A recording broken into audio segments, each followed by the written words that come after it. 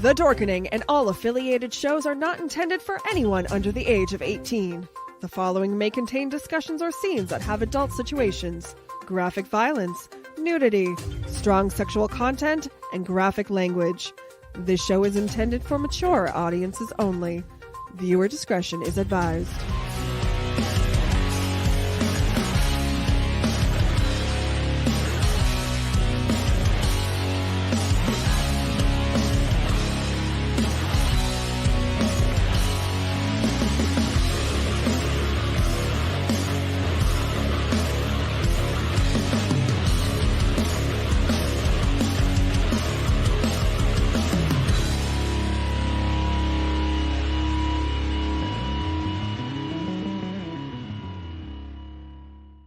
Rise and shine, my sinners. When Father Evil starts his day, he gets a little deadly. Deadly Grounds coffee has the richest, smoothest flavor you'll find anywhere. It's sinfully delicious. Once you go deadly, you never go back. Order yours at getdeadly.com. Coffee's so good, it's scary.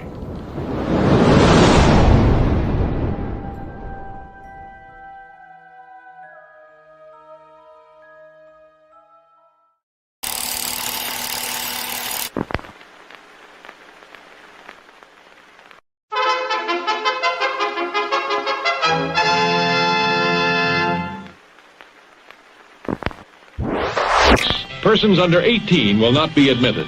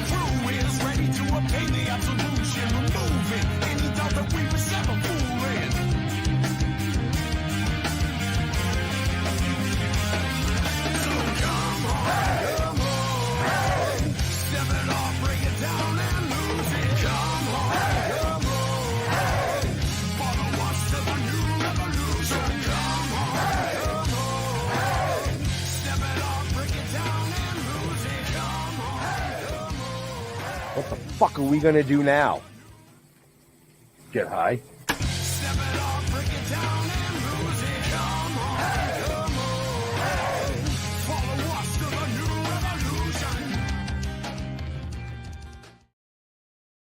Hey! Happy 3rd of July. Well, happy Wednesday, but happy 3rd of July. So I'm really excited about tonight's show. Yeah. Well, if you're here watching, you know. So, without further ado, my backup to the backup. It's me. Oh my God, I'm on TV. Mom, hey. It's my mom's birthday today. Do you know that? Oh, happy birthday, Mom. Mom. Yeah, Mum Jaja Jeremy. Mom of the day. No, did you add more stuff to your ceiling? It looks different. I did. I put up. I normally don't during the summer, but I put up some comic books because it was looking so bare, and yeah. Okay, show's not about you, Jaja. Sorry, it's all about me.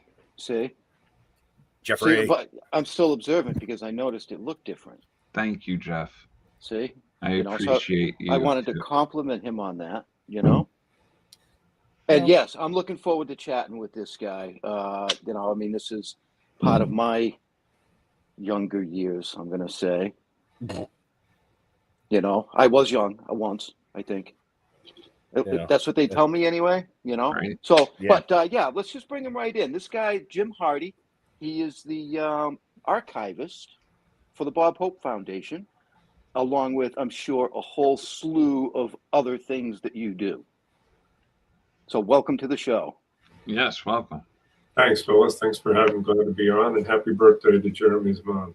Okay. I didn't know Jeremy. Came on. It's okay. I'm sure she'll forgive you all. You know, I was actually surprised you said you have a mom. You weren't hatched or anything. Right? Straight out the egg. Right? See? So straight out the test tube. So with it being almost Independence Day, I figured this would be a great fitting show because Bob was well known for entertaining our troops, you know, over many, many years. But you just launched the Bob Hope YouTube channel. Can you tell us a little bit about what is the Bob Hope YouTube channel? Yeah, what it is, fellas, is that we have, a tremendous amount of content here from Bob's long career, and no really conduit to share it anymore because, nobody's watching DVDs anymore and tape and stuff like that. It's all streaming now, and we wouldn't know how to do that, quite honestly. It's not in our wheelhouse at our age. But there's an outfit called Spotted Dog, and they know how to do this kind of thing. It's what they do. And I knew Mitch from Time Life, and he said, let's get together and get this stuff out there because you have all this wonderful content, and nobody can see it.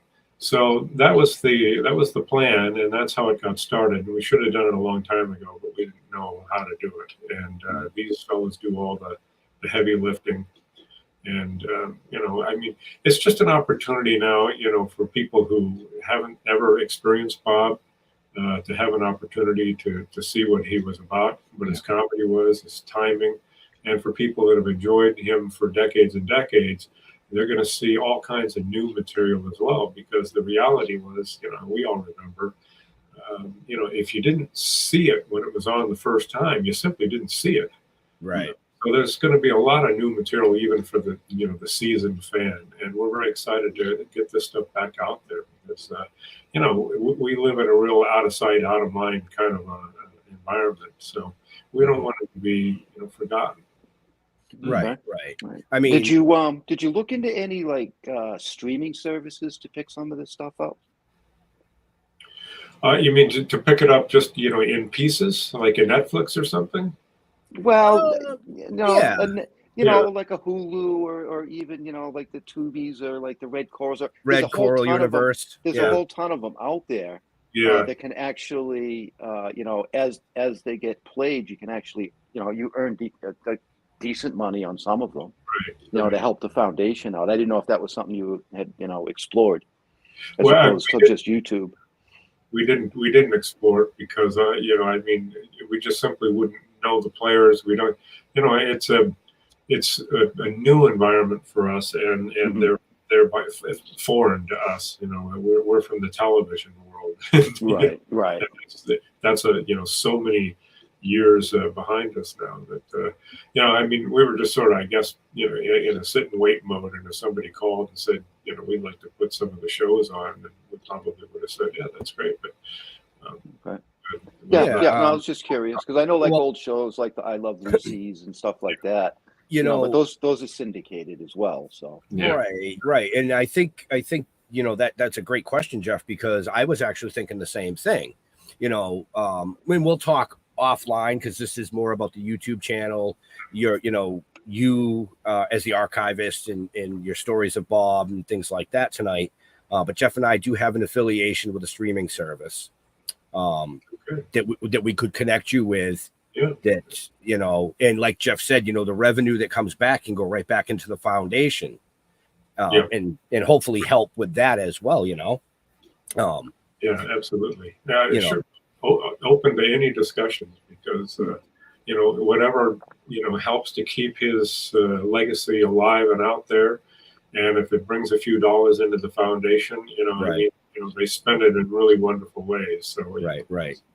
I mean, I will say you're absolutely correct about, out of sight, out of mind style of the world. But I think Bob was so legendary that I don't think he would ever be out of sight, out of mind. Because to this day, you can still see various things. And the YouTube channel is a great place to go, folks. So if you want to check that out, make sure you check out the show notes up above or down below, depending on where you're watching or listening to us, because all those links are there, But I kind of want to take a quick turn back to how you got affiliated with Bob Hope, the Bob Hope Foundation and stuff. And it was one little crazy summer in 1986. Yeah, it was really just a stroke of luck in many ways, because there was a fellow that worked for the production company, and he wanted to or had to take the summer off for reasons that I don't know. And they needed somebody to take his place just for the summer. They had a show to do, and Bob always had personal appearances that he did. And I had a degree in film and television production, so it was plug and play. They didn't have to teach me anything. I could just step right in and do what he used to do. And at the end of the summer, they came to me and said, "Look, we'd like you to stick around. And what do you think about making this permanent?" And I could, where do I sign? Because I thought it was going to be a month job.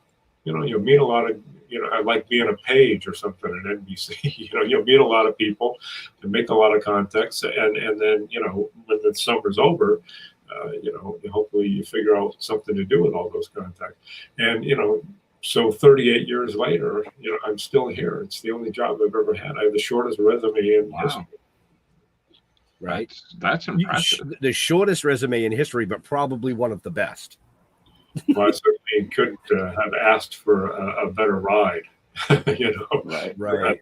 A hell of a lot of fun with it. I'm sure you feel the same way. I can't wait to go to work. I love what I do, and so it's not work at all. It's a job, but I wouldn't say it out loud, but I'd probably do it for free.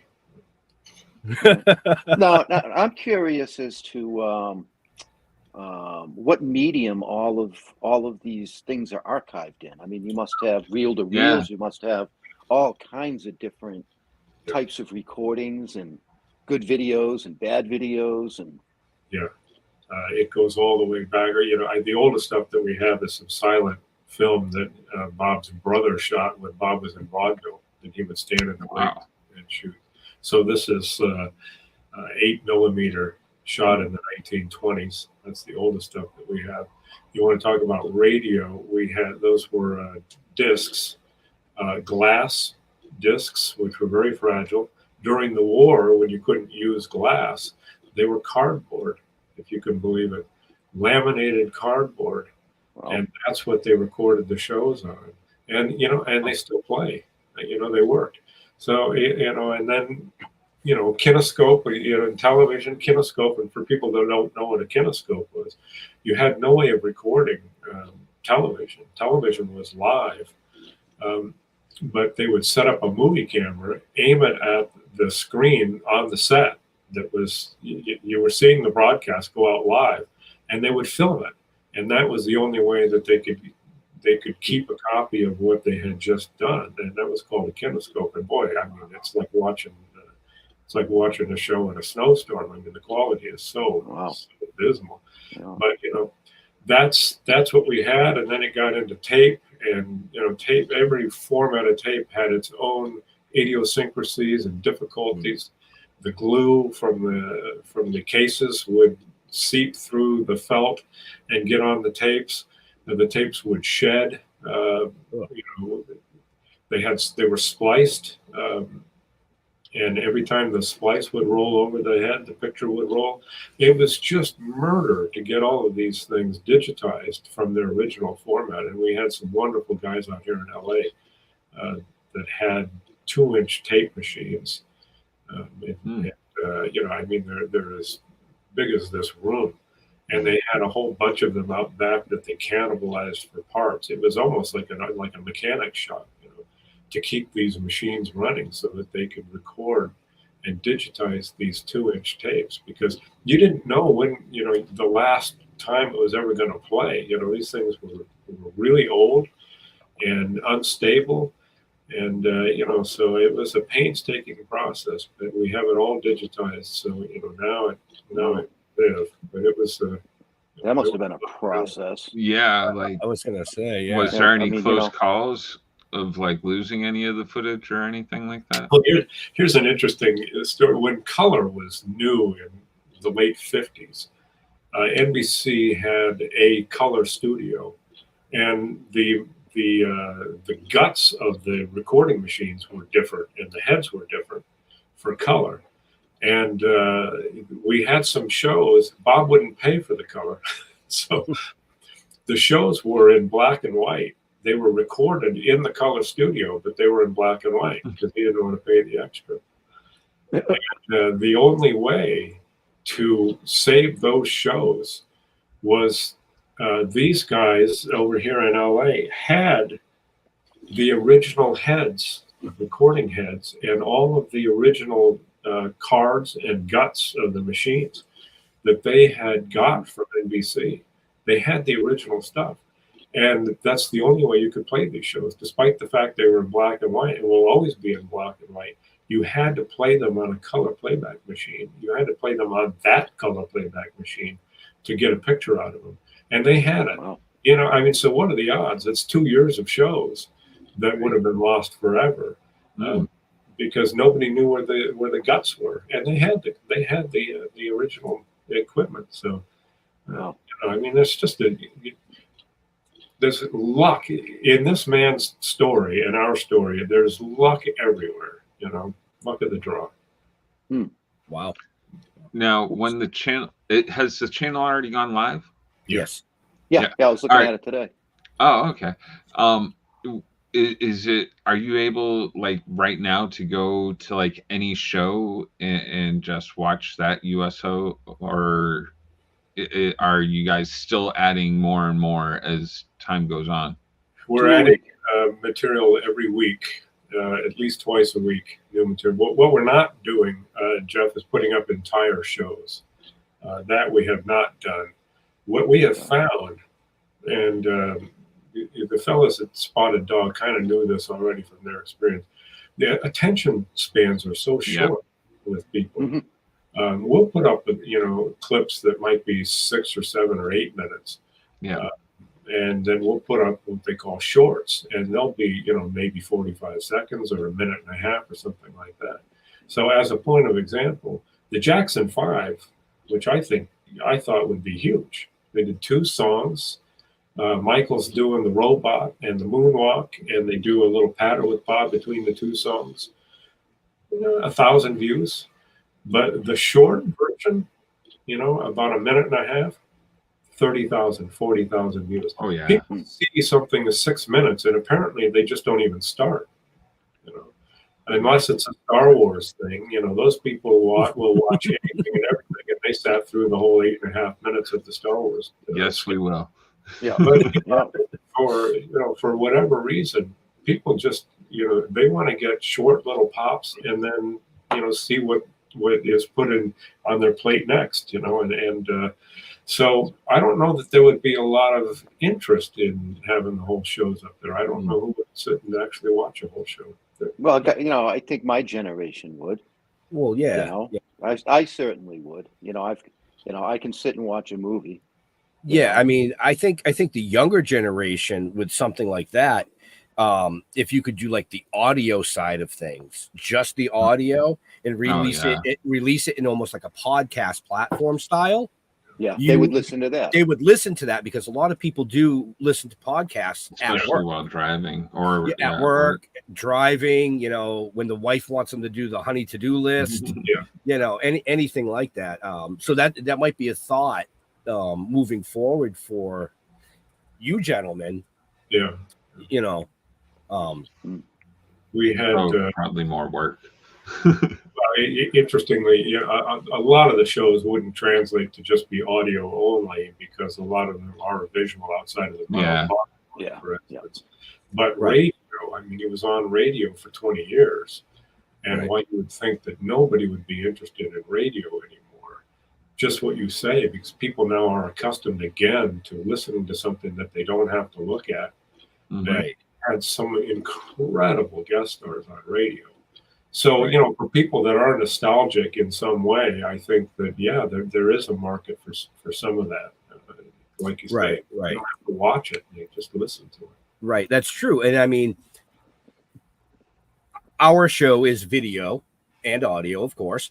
And we've had a lot of shows that got ripped down. And if you weren't watching it, you missed facial expressions, you missed one-liners, you missed jokes. But what I have found is that if somebody listens to that podcast, they're more apt to go back and watch the video side of it to see why were we laughing?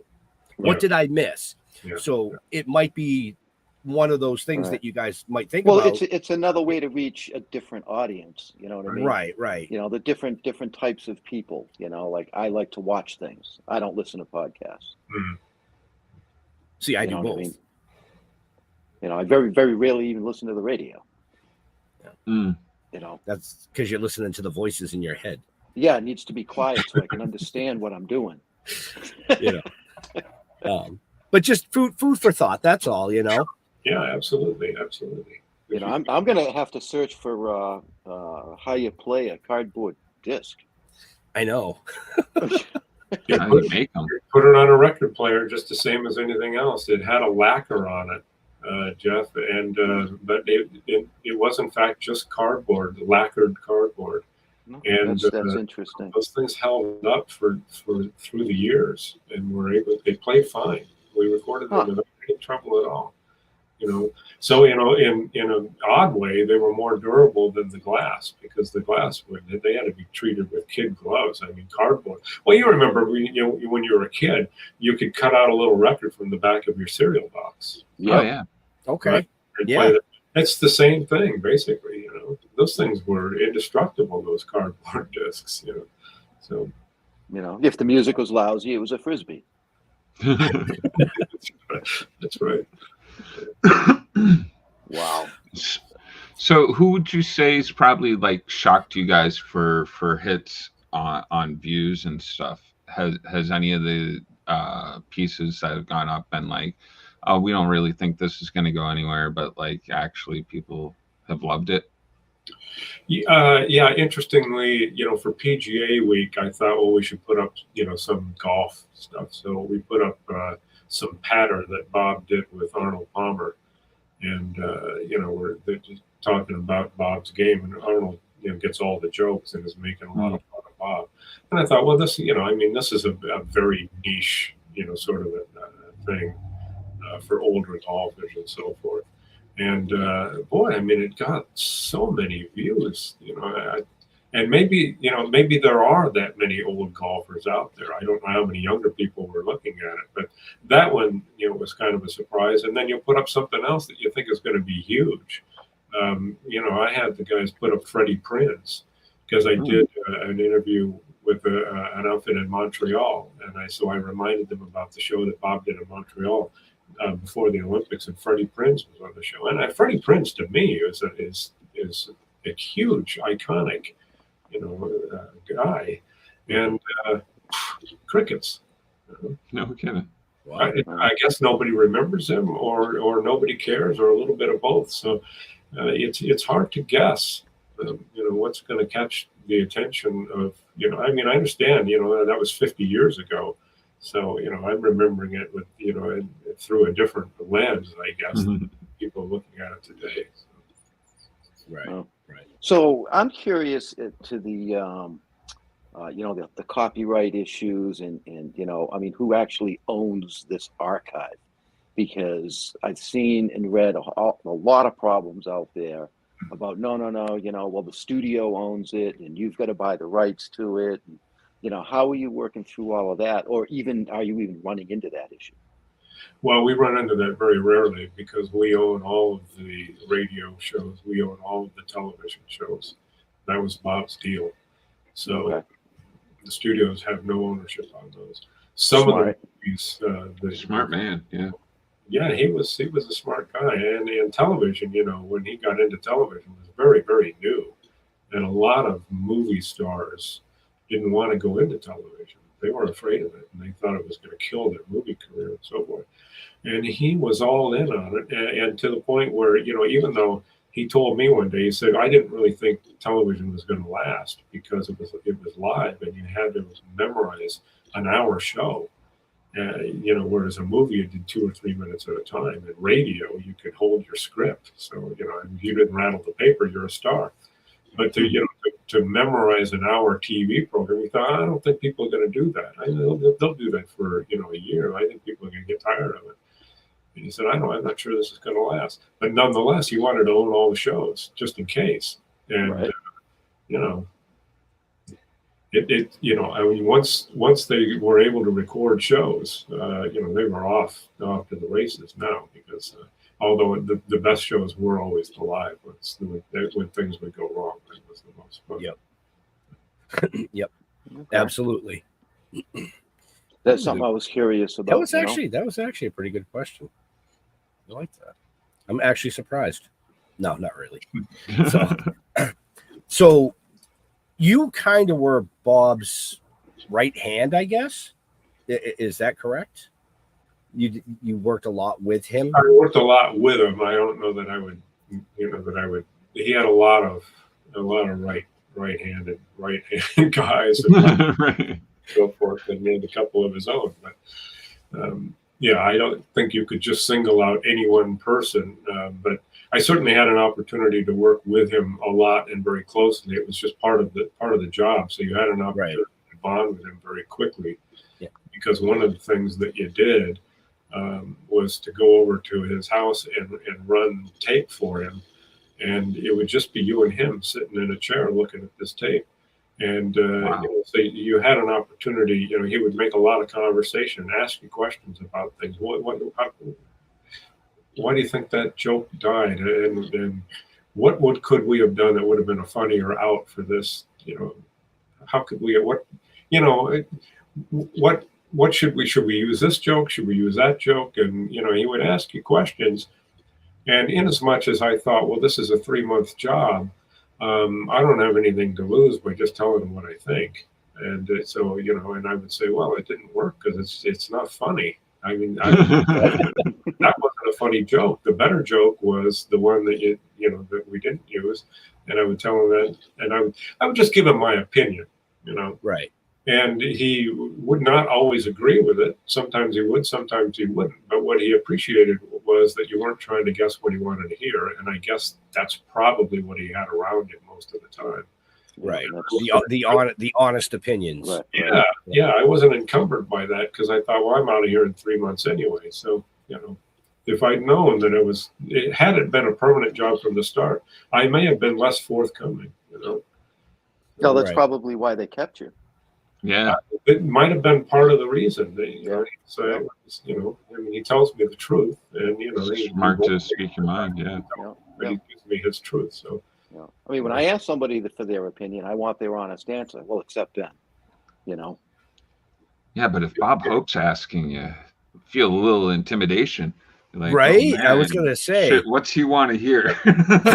So actually, that was going to be one of my questions for Jim. So when you did get this job, and then you ended up, you know, being part of this legacy, how intimidating was it for you? Well, it was intimidating in the beginning. The first time that I went over there, because I hadn't met him yet. I was hired by the production, by the producer, who had vouched for me to him, and I hadn't met him. Now, you know, I mean, I certainly knew what an enormous star he was because he was on in my family's household every time there was a special. So I mean, he was probably one of the 10 or 15 most famous faces on the planet. Mm-hmm. And you don't know what a person like that is going to be like, you know. And so you go over there and, you know, on pins and needles that, you know, you hear horror stories about some people. You know, is he going to be a Joan Crawford or something? You know, have been nicer. I mean, he was just a regular guy. You know, he was just a normal guy. who, wanted to have a hamburger and fries and not, go to La Serre and get all dressed up. He was just one of us. Any one of the three of you would have gone along famously with him because he just was an easy guy to get along with. He was not moody. He was not dark. He didn't consider himself to be above you or better than you. And, and you could feel it. So you could understand right away that this guy is nothing to be afraid of. He's the boss. And, that's always going to be the truth. But he didn't ride people. He didn't, tear people down. He wasn't hard to get along with. He worked hard and he expected everybody around him to work hard. And people wanted to work hard for him because he appreciated it. And I don't know that there's so much of that exists, today. Right. Yeah, now there's a lot of nasty attitudes out there. Yeah, a sense of entitlement that I think a lot of people have. Yeah. If I'm going to speculate why, there's so many avenues now for people to get attention. That in a lot of ways, it's easy to become a star of some sort or other and have a lot of subscribers and a fan base that adores you and follows your every movement and your every tweet.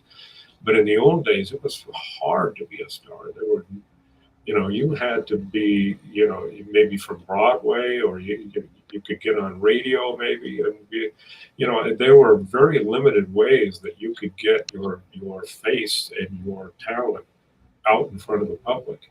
And so what I found is not only Bob, but everybody from that generation, Lucy and Milton Berle and George Burns and Danny Thomas and all those people, they were just like him because they had a real sense of gratitude for they were thankful. The life that they had and the career that they had because it was very hard to get, and they appreciated the fans because the fans made it possible, and the fans could take it away as quickly as they gave it. If you alienate your fans, you disappear fairly quickly. And they just appreciated everybody that was part of the process, the lighting men, the sound guys, the makeup. It was all part of what made them who they are. And I don't know that people appreciate that like they should. Right. No, I'm gonna have to agree with you on that one for sure. I mean, Jeff and I do a lot of touring. We do a lot of conventions, multiple styles of conventions, and there's a few of them out there that we've talked to that it's almost like, wow, because if it wasn't for people like us that are your fans, you wouldn't be sitting there. Yeah. They forget that. They forget that part. They do seem to forget it. They seem to think that you need them more than they need you, and that is rarely the truth. Actually. Right. So you got to tour with Bob to a lot of the USO shows, correct? Yeah. So what was that like? I mean, not just being with Bob, but I know he used to bring big names with him too. Yes, he did. Yeah, we went to Beirut, which was alarming. I can imagine. Desert Storm was fascinating. The travel is the thing that you notice the most. Mm-hmm. And even in those days, travel was not that hard. But it took a long time to get to these places. You're on C-130s that are cold and loud. This is not commercial aircraft, and it's not first class, and there's not a cute waitress with champagne and stuff. They're hard places to get to. The travel that once you are there, you're bouncing around in helicopters or trucks, jumping from ship to ship. It's hard to get sleep. You don't have a regular schedule. You're off your regular calendar. And it wears on you because you're not accustomed to it. And the interesting thing about it is that he was so good at it, and he'd been doing it a long time. Right. But he could sleep anywhere, literally anywhere. It didn't matter what commotion was going on around him. He could sleep for 15 or 20 good solid minutes. Every time he gets off a helicopter, or he jumps out of a truck or whatever, he's absolutely fresh. And even at his advanced age, he was 87 and does I was going to say 87. 87. And you guys did Saudi at Desert Storm. I mean, he's the most energetic guy out there, and sharp. And he loved it, and he was good at it. And obviously, it's something that he learned over the years because he had done so many shows.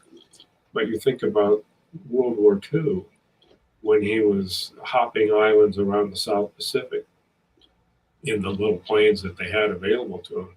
I imagine how long it took to even get there. And you had to stop and refuel, and the landing strips were cleared, by cutting trees. They weren't paved. You're over water, a tremendous amount of it. Was an awful lot of things that could have gone wrong, And that was, I'm sure, he got jungle rot on his foot that plagued him for the rest of his life. He got fungus grew in his ears and things. It was just the commitment, to make those trips, because he understood the value of it, and the people that he entertained were suffering a whole lot worse than he did for the 6 weeks that he was out there.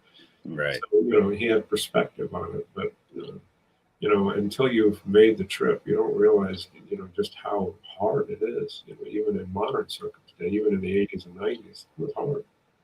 Now, was Bob ever in the service? No. No. Okay. No, he wasn't. Do you know where his love for the service came from? What's that?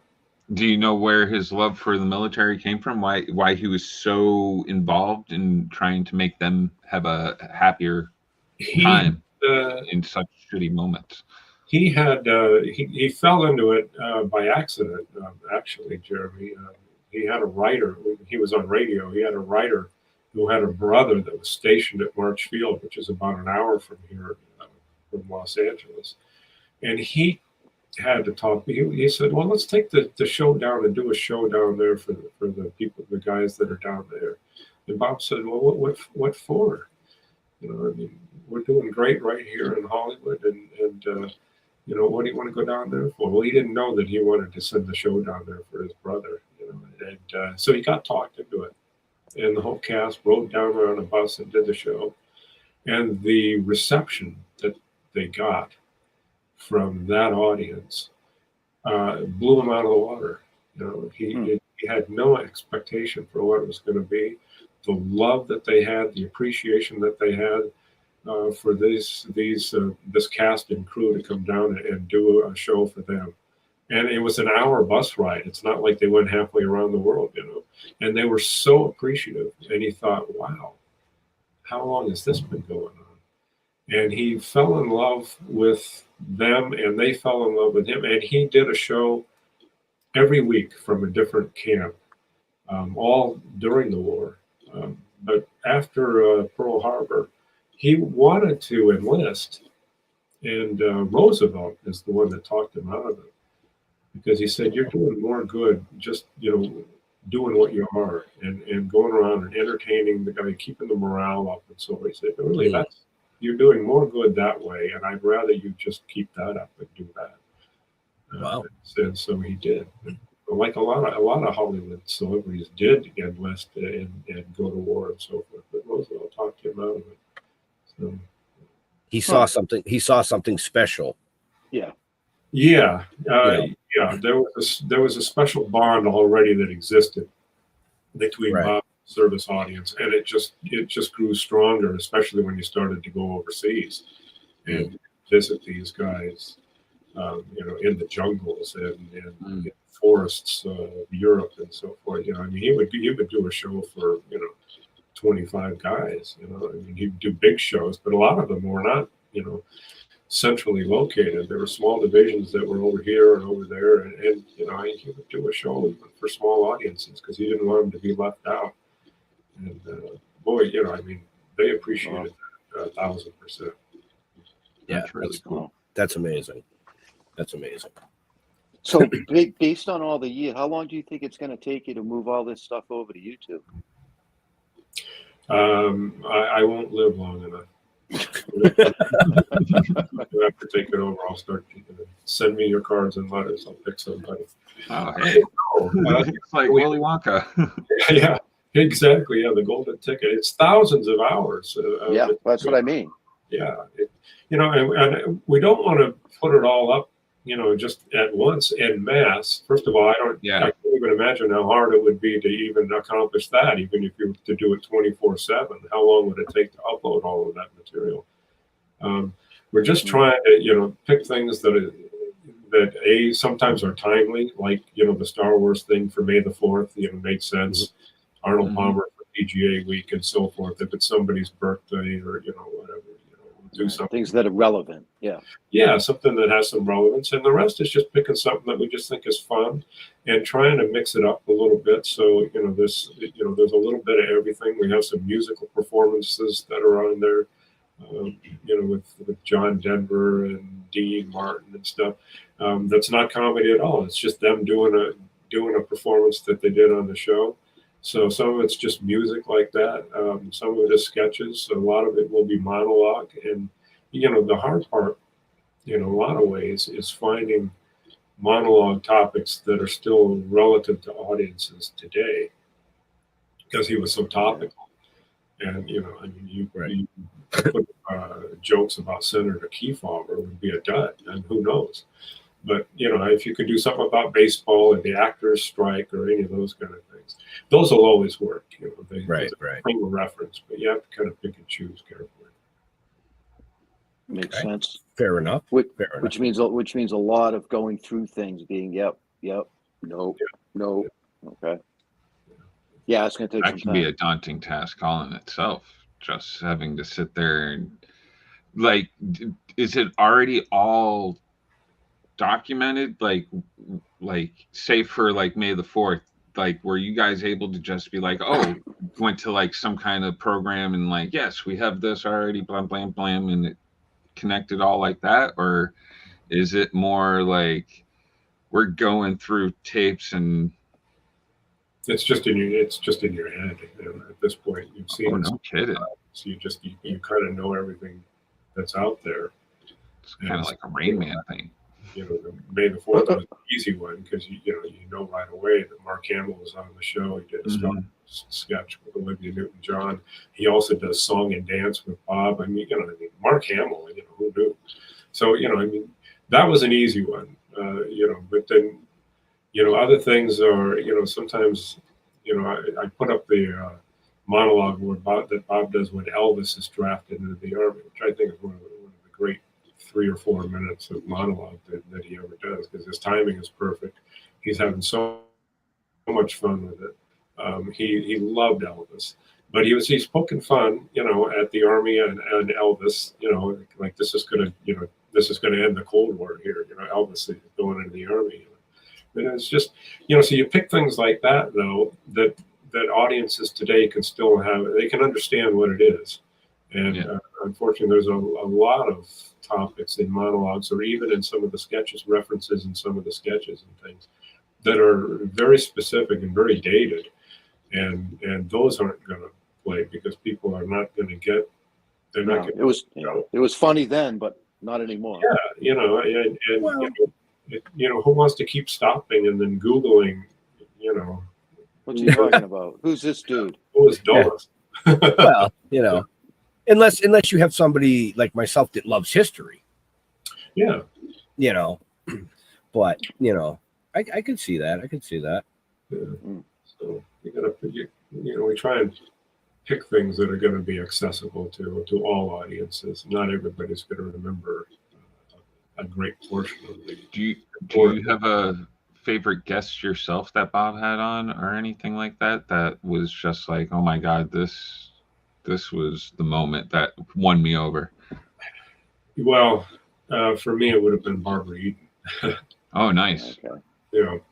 Because like I'm sure all of us here, growing up and watching I Dream of Jeannie. Yep. And she was just so beautiful. And 8 years later, all of a sudden, there she is. She's on the show, and I get to meet Barbara Eden. And despite all of and I knew I was going to get to meet her. I knew she was going to be on the show. And despite all of I played this thing out in my head 100 different ways, and I was so cool in every one. And yet when I met her, I couldn't put two words together. You know? Right. You know, I mean, when you meet a Barbara Eden or a Raquel Welch or somebody like that, Right. I mean, we're all just pimple-faced 14-year-old boys. You can't not be. It's just that, you know, and she was very sweet and very nice about it.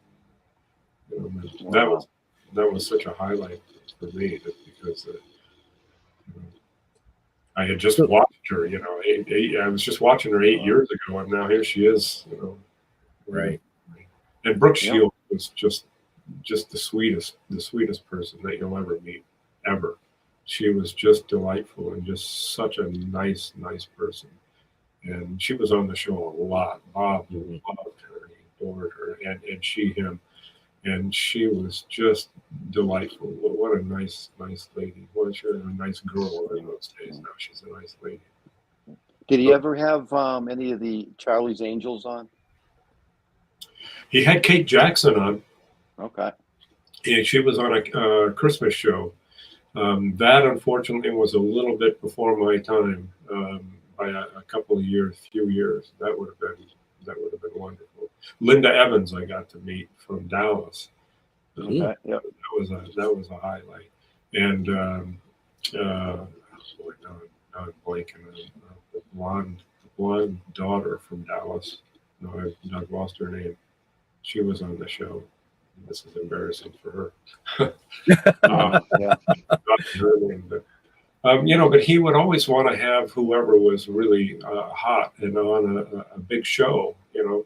And a lot of them, you know, interestingly, were, you know, people like Donna Mills and Morgan Fairchild, and, you know, because, or John Forsythe, you know, they were on a show that was top of the ratings, but you know, they're dramatic actors and actresses, actually, and the shows that they're on are dramas. And you'll have them come on and they'll be doing comedy, and they'll be doing it pretty well, and singing and dancing and all the things that you would never expect them to do. And I think they enjoyed it because they got an opportunity to do something that nobody ever asked them to do, and that they know how to do, and they want you to know that they know how to do it. But he made it such fun, and he was very generous as an entertainer and as a comedian, in that he gave the best jokes to the guests at his own expense. And so he gave them every opportunity to be successful right away. And that's why he could keep getting them to come back on the show. I think they had fun. They were funny and could be funny, and he gave them the best lines. So. Wow. And you got to meet some outstanding individuals. Yeah. Oh, yeah. Wow. It's the only reason I'm part of this show. So you can meet outstanding individuals. Yes. I mean, people that I look up to, man. Yeah. Sure. Yeah. You know, I feel the same way. We've had some amazing guests over the years. But you know, you got to meet a lot of amazing people. I'm looking at the show notes, and I'm just going, wow. Milton Berle, George Burns, you know, Lucille Ball, Jackie Gleason, you know, a legend.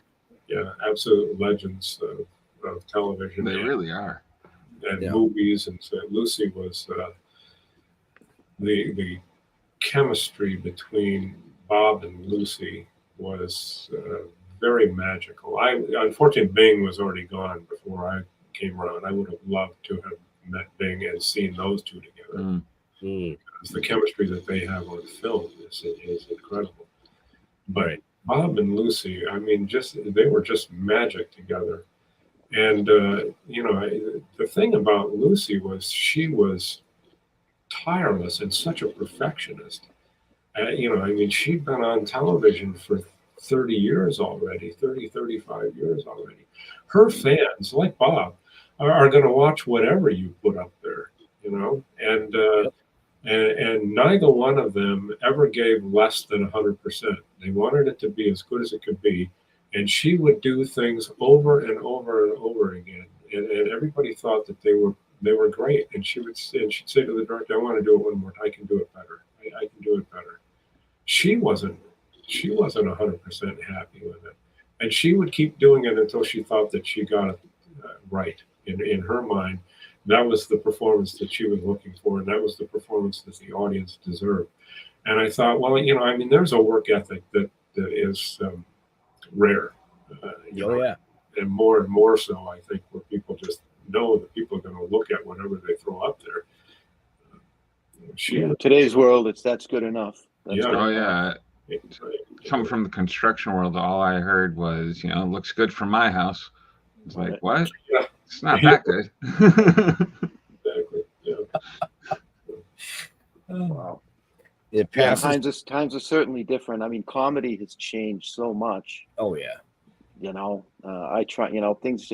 The funniest thing I see now is Dunham, and other than that, to me, there's no comedy anymore. He's the puppet guy, right?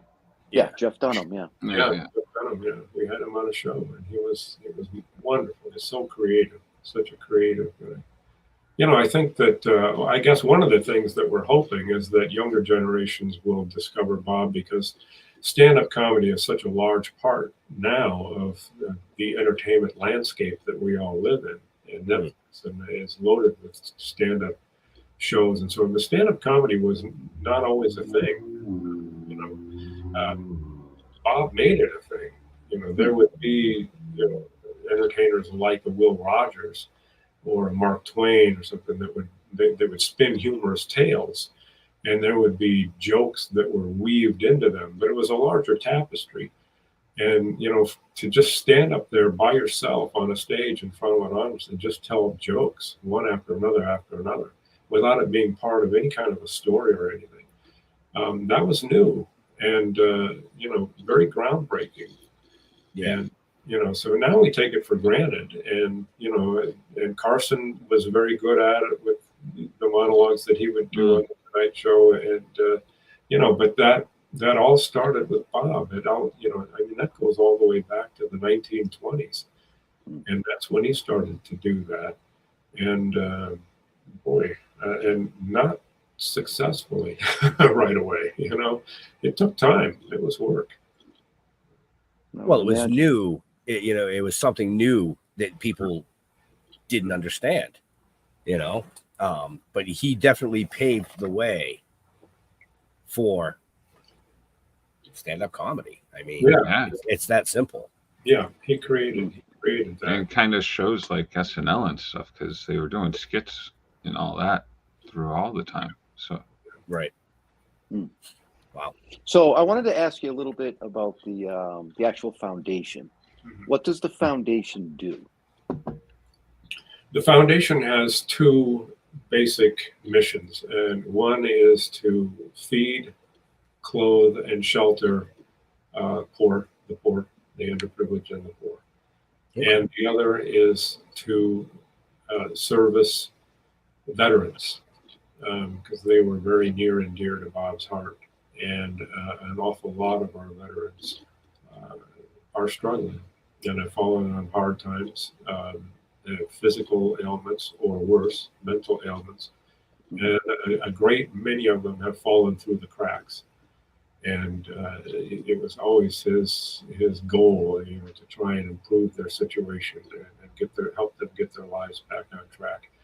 And so that's a large part of what the foundation does. And when he died, and then Dolores died, all of the properties were sold, and all of that money went into the estate, into the foundation. It was not divvied up amongst the kids. They had gotten whatever they were going to get, and they're certainly not wondering where their next meal is coming from. But the lion's share of his vast estate went into the foundation, and that money will be spent on these type of things. So to help the poor and to help the vets. So I mean, he's a person that always did give back. He was very charitable even from his very early days, because he had such an appreciation, and he felt very lucky. That's a word that he used all the time, how lucky he was. And he thought that he needed to, he wanted to give back, because he was lucky, and he wanted to help other people, maybe get a little lucky too. And that was a big part of who he was. Very philanthropic, and so they're doing, wonderful work, and I think that he would be very proud of what they are doing in his Okay. name. Now, So, can okay. people donate to the foundation? I'm not the person to ask. I suppose that you can, but I honestly don't know. I mean, the foundation, it has a website, Yes. Yep. bobhope.org, and I think that, anytime, for instance, that, when I license a clip or anything to somebody, they pay the foundation. So, the foundation. Okay. Good. That goes into the foundation. So I assume that people can donate to the foundation. I don't think that they're out, banging boards together trying to get people to do it. But Right. Okay. Yeah. And actually, I was going to bring that up, Jeff. If any of our viewers or listeners are interested in finding out more about the foundation, it is definitely in the show notes up above or down below, depending on where you're watching or listening to us, along with all the information on the launch of the Bob Hope YouTube channel, which is why we're here, to keep a legend alive, I believe. It's a good way to put it. Yeah. Well, it's funny. I mean, it was a long time ago to a lot of people, but everybody knows who Bob Hope was. Oh yeah, right. I don't care how old you are. Well, which is weird, I mean, you don't get that very often. Yeah, it's not to contradict you, Jeff, but with younger people, they don't. Younger people, they don't. The ones I talk to do. Do they? Maybe maybe I mean, I'm talking the 20-year-olds. You get younger than that, forget about it. Yeah, you know what I mean. Well, yeah, you get younger than that, and the only thing they're interested in is, how fast can I play my video game on my phone? Right, and which ocean is SpongeBob in, so I can go visit him. Yes. Right. But yeah, I mean, I think what you guys are doing with releasing the channel could change that, because streaming services are huge. Shows like what we do are huge.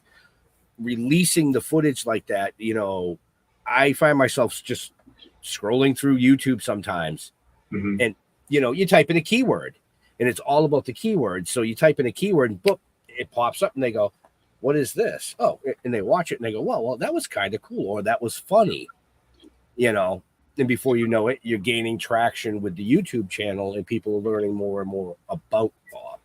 Right. Yeah. The difficulty and the secret is letting people know that it's there, and then, like you say, once they find it, even if they find it by accident, that's the hard part. Yeah. But when you start watching, the hard part. as soon as that's over, it loads up something for you to watch next that it thinks is very similar, and you can lose hours that way, just going from clip to clip to clip. But this is why it's so important to be able to do shows like this, is to let people know that it's out there. Because there's never been more demand for people's attention than there is today, and tomorrow there will be more than there is today.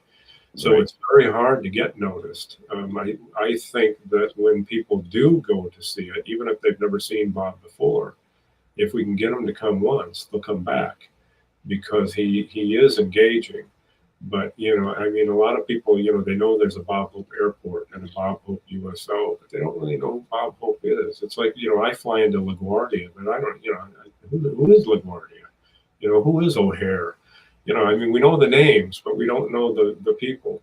You don't know you don't know the story behind the person. Yeah. Right. Let them know, okay, this is why things are named for him. This is who he was. This is why he was important.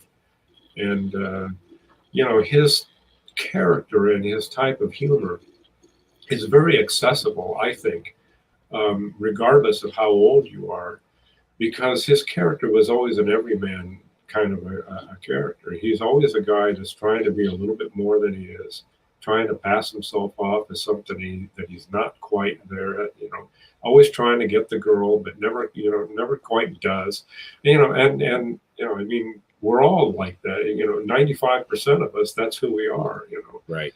And, so it doesn't matter how old you are. I'll make it very short. I had my son come in one day. He was 10 years old, to help pack boxes when we were moving offices. He didn't pack a single box. because I had road pictures running in the background. He sat there and watched 4 of them. He was 10, and they were in black and white. So, why did he watch them? Because they're fast, because he could relate to the characters. And, he never got bored. And, I mean, by the time you get into the story, boom, it's over. Those things are 70 minutes and you're out, So, if you get people to look, they're going to look over and over and over again because he's that good. Right. Nope, I agree. Now, how long has the channel actually been up? Well, it started about 6 months ago, but in earnest, 3 months. We've really been, we've had a regular routine for 3 months. So there's new stuff going on. So it looks like it's doing pretty well if it's only been a few months. Yeah. Yeah. I don't have a frame of reference. And, you're in that business, so you guys know better than I. I don't know if there's a good subscriber numbers, if they're lukewarm. I don't know. I just know we keep putting stuff up, and some things are getting a lot of views, and some not so many. And it's a learning experience, I guess.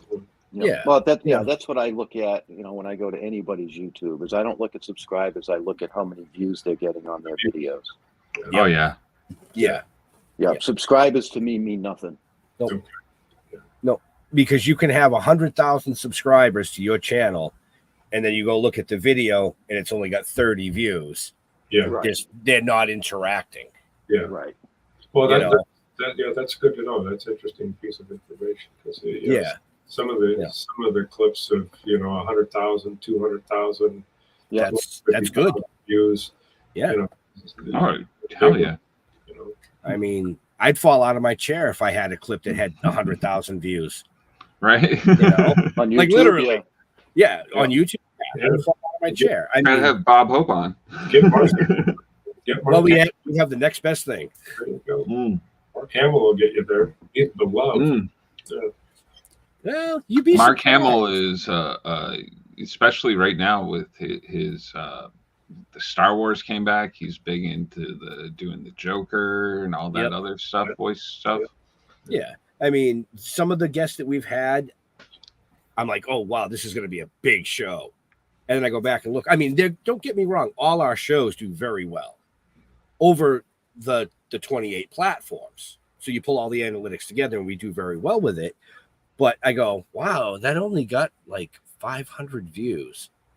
And then I go over to this show that I didn't think was going to do anything, and it's like 5K, and I'm like, that's you never nothing. know. It's like 5K is nothing compared to you guys are getting 100,000, 200,000. But that tells you that the legacy of Bob Hope is still alive, and people still consider him to be an iconic legend in that industry because they are watching those clips. So that's a huge thing. Well, I appreciate that. That's gratifying to know because I they seem like big numbers to me, but there are things that I watch, YouTube channels and things, mostly trying to improve my golf game. Oh, please. Which is not helping, but and I see some of these, I bet that they're well-known people, but I mean they've got they're getting a million views. You should see what the things my kids are watching get for views, and they're just showing opening up toys and stuff. I'm sitting there, I'm like, how's that getting 4 million views? I'm like, what is that doing? It's relevance. It's relevance. Like you said, golf. Believe it or not, golf is still huge. I like I said, I do construction, but my wife works in retail, and I'll go visit her at work, and I see 8-year-olds, 9-year-olds in golf shorts buying clubs. Yeah. What? Yeah. When I was 8 or 9, I was playing in the mud. Oh yeah. So, but I could understand why you would see 4 million views on a golf channel. Yeah. Well, I can see it. Certainly, it has a much larger demographic target. Yeah. But well, the other thing too is you've got to realize that some of those videos have probably been up for a while too. Oh yeah, years. I was just going to say that you've only been up for 3 to 6 months. I mean, we're still, I think, pretty new. So maybe. It's in its infancy. So I wouldn't be a bit surprised in the next 6 to 9 months that because one of them I saw, I think it was 237K or something like that. Yeah, that's probably You know, that's on its way to hit 1 million in the next 6 months, Yeah. without a doubt. So, You know, this is encouraging. Yep. Encouraging news. you know, Absolutely. I mean, I gave you a couple of views today. So, Well, I Oh, appreciate it. I've been giving him views since I knew about. First of all, since I knew about the channel when I was reached out to, I think it was 2 months ago. I went right to the channel and started. Oh, yeah, okay. Yeah, I see what they're doing. This is really cool. You know. So again, to our viewers and listeners, you know, definitely check out the YouTube channel. Subscribe if you like it. If you don't like it, that's okay. But check it out. I mean, you won't be disappointed. Well, there's come back. the worst that can there's going to happen be is you're new gonna stuff. laugh. Yeah. Well, right. The New worst stuff. thing is you're gonna laugh. New stuff every week. And whatever we Very put up good. last week or last month will always be up there. It's never coming down. So, you know, it's not like, so, you know, eventually everything will be up there, Jeff, at some point. Yeah. You know? I don't know when that'll be. But, Yeah. I think That'll Yeah. take a while. Yeah. there's so much content there over such a huge illustrious career that I don't even think that any of the three of, well, maybe Jar Jar, he's still a younger gentleman, but I might get to see the the final episode, Right. you know, but we are over time. I don't want to keep you too long, but with that being said, any last questions, Jar Jar?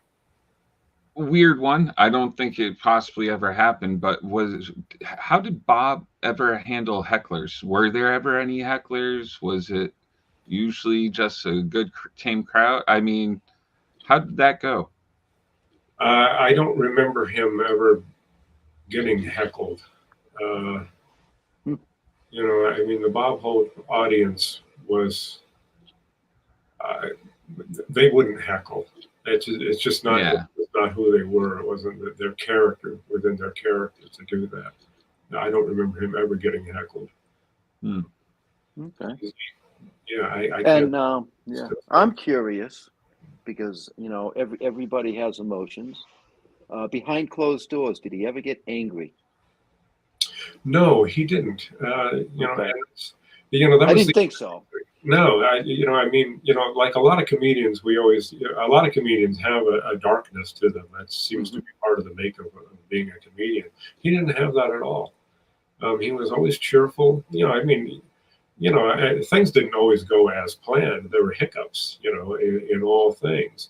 But he took them in stride, you know, and he just said about, okay, well, let's fix this, let's solve this. He didn't get mad at you know, if somebody made a gaffe or, you know, some mistake or whatever that cost a little time or cost a little money. Well, let's move on and let's fix it. And you know, he was very proactive and very, you know, I mean, it's just always, you know, one step forward. He never went sideways. He never looked back.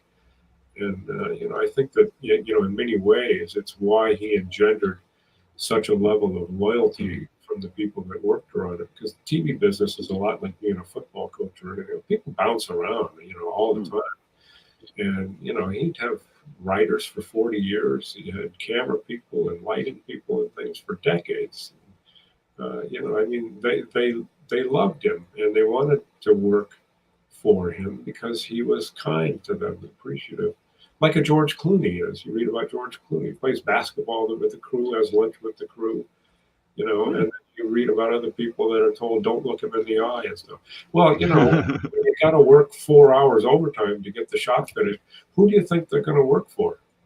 You know, which crew is going to be ready to sign up and say, yeah, we're here, we'll do it. Let's get on with it. And which crew is going to say, you know, where's the check? Yeah. I'm late for dinner. Yeah. Okay. Wow. So I really don't have a last question. I just want to say it was 21 years ago this month that the world lost this amazing legend.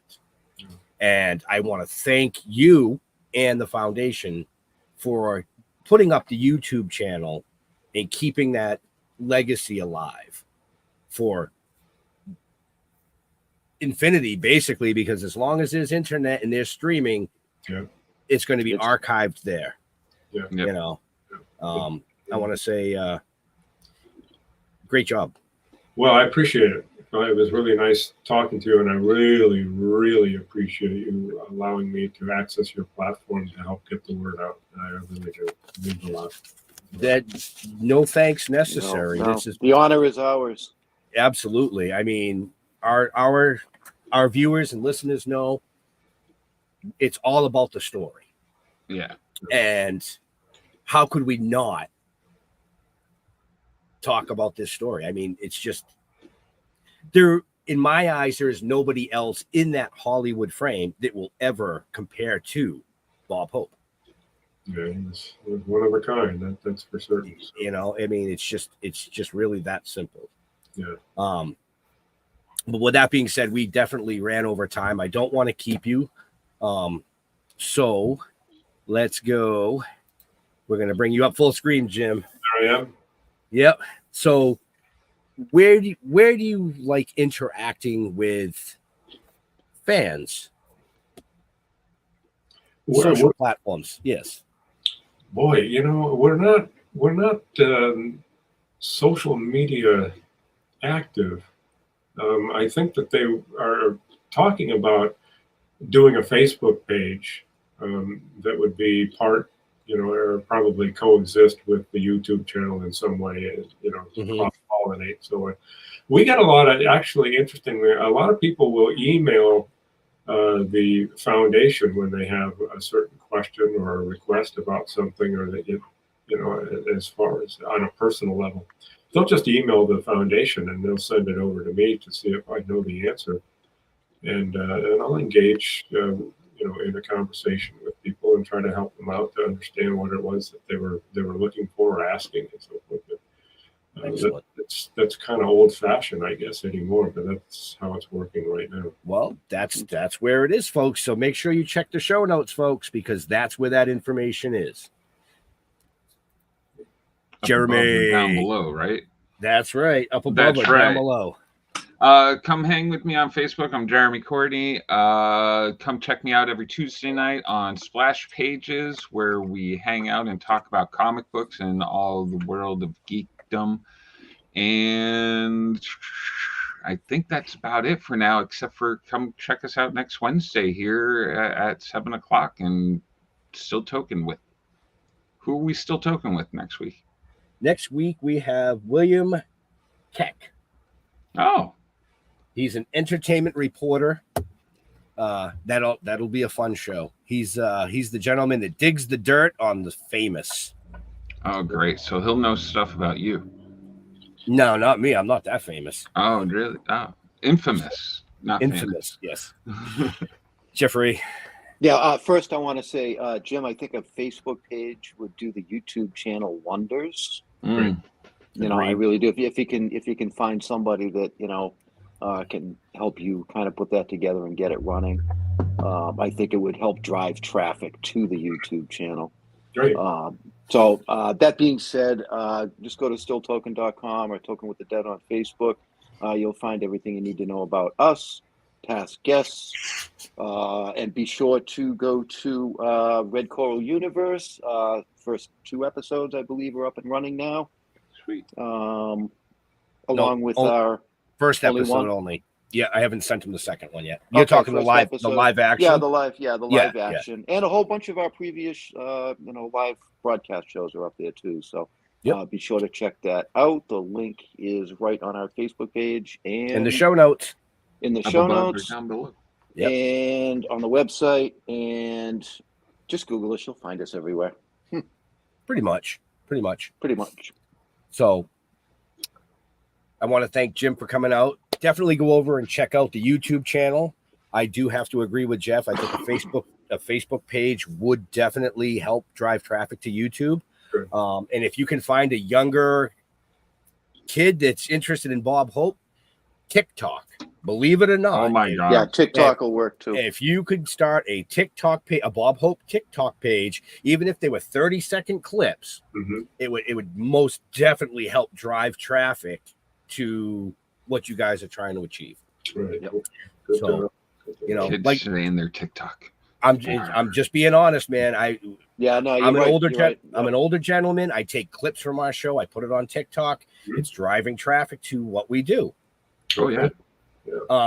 So with that being said, like Jeff said, stilltoking.com, you'll find out everything you want to know, from the novel to the comic book series to the live TV series to the upcoming animation to this amazing show. All 200 plus episodes are archived there. And hopefully one day we'll have somebody like Jim talking about us. Doubt it. But to all our veterans and first responders, we want to thank you for doing what you do so people like us can do what we do. Stay safe. Have an amazing 4th of July, everybody. And we will see you next week. Peace.